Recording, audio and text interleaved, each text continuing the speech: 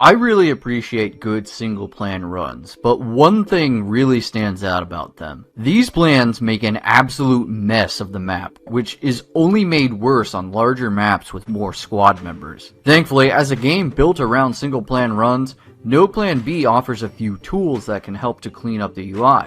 However, some of these buttons really aren't very obvious. Here are a few tools to hopefully eliminate a bit of frustration so you can get to those buttery replays.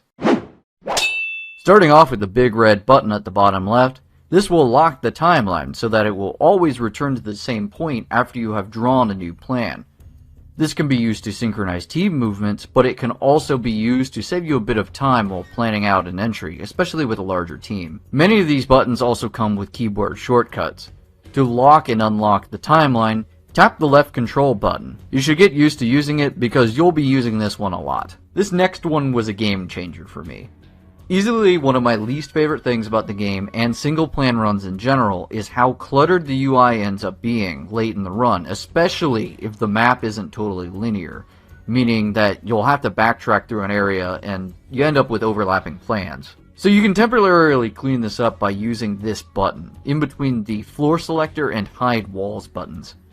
Alternatively, you can tap the left alt button, which will isolate the plan for the selected character.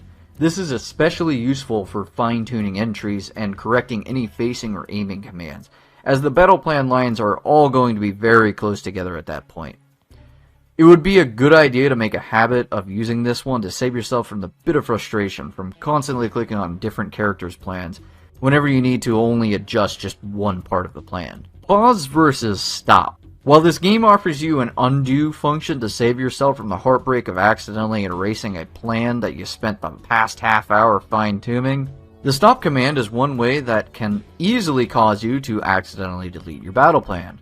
And worse than that, it can also be misunderstood as a way to halt a character. The stop command in either the bottom left or in an individual character's menu will erase all commands past that point on the timeline. Use the pause button instead to simply halt them without erasing their plan, and hit the resume at the point on the timeline that you want them to move again. You can use this to gradually slice a pie into a room, or adjust the timing of a plan to allow other team members to catch up.